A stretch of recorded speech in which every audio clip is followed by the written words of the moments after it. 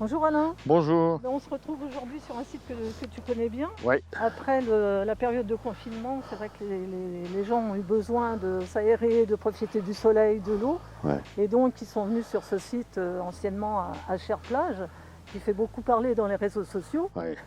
Site d'Acher-Plage que tu as créé en 2008, je crois, dans l'ordre de ton mandat. Ouais, tout à fait. Et je dois dire que j'en ai vraiment d'excellents souvenirs.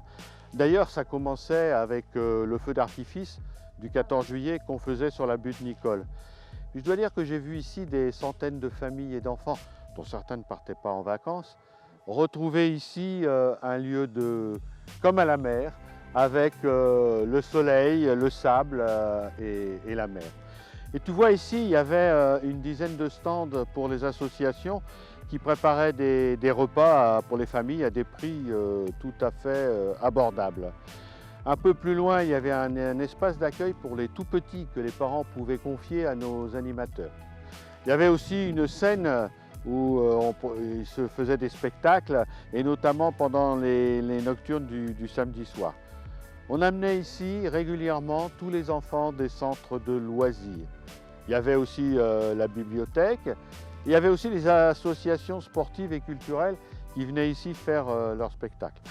Et je vais te dire, Michel, il y avait une boîte aux lettres, on pouvait même envoyer une carte postale d'Acher-Plage. Ah oui, Ambiance de vacances garantie. ah oui, en effet, en effet. Mais pourtant, il y a quand même des rumeurs qui ont pas mal circulé sur les noyades, sur la sécurité qui n'était pas bien assurée avec des plaques de béton, des tiges en fer au fond de l'étang. Je voudrais rétablir la vérité là-dessus. Si on peut regretter que dans tous les lieux de baignade de l'été, il y ait malheureusement des noyés, ça n'a pas vraiment été le cas à Cher-Plage pendant 6 ans. Les 2 morts que nous avons eus sont des accidents. D'abord, il y a eu un jeune qui a été hydroélectrocuté en plongeant dans l'eau après avoir consommé beaucoup d'alcool et puis aussi après s'être exposé longuement au soleil. Et l'autre, c'était un arrêt cardiaque. Je dois dire qu'à Cher-Plage était remarqué par le département comme le lieu le plus sécurisé. D'ailleurs, les services du département sont venus ici. Il y avait la présence de l'UCPA, de la protection civile, des sapeurs-pompiers.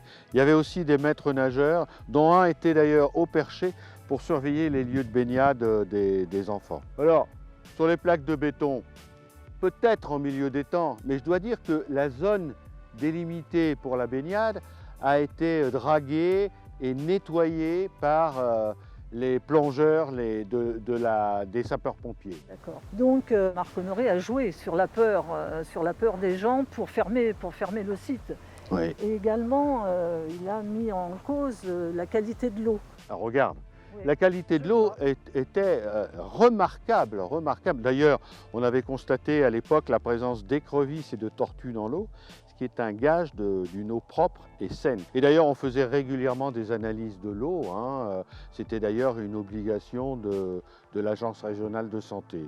On peut aussi parler du coût, parce que Marc Honoré met aussi en avant le coût excessif d'Acher-Plage. Oh, c'était une enveloppe de 400 000 €, dont 100 000 € de mécénat, donc un coût de 300 000 € pour la ville. Oui, donc bien moindre que le coût, la mise en place de la vidéosurveillance, oui. ou même l'aire des forains qu'il a faite, qui est plus ou moins bien sécurisée du reste, et qui ne sert que 3-4 fois dans l'année. On ne peut pas empêcher les gens de venir profiter du soleil et de l'eau. On l'a vu ce week-end. On l'a vu ce week-end, mais on pourrait peut-être sécuriser ça. Refaire par exemple à Cher-Plage différemment, en aménageant bien les berges, les étangs, en faisant des sentiers balisés par exemple pour la promenade, etc. Et avec l'aide du département, de la région et de la communauté urbaine. Exactement. Et puis je crois que tu seras d'accord avec moi, on pourrait peut-être faire une annonce.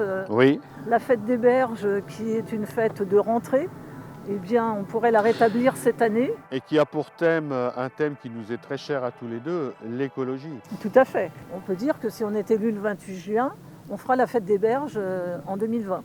Si les conditions sanitaires le permettent, évidemment. Michel, on s'est fait une petite balade à Cher-Plage. Et je crois qu'on peut remercier les Acherois de nous avoir regardés. Et on leur dit... On leur dit à très bientôt pour une prochaine vidéo. Voilà. Merci. Merci.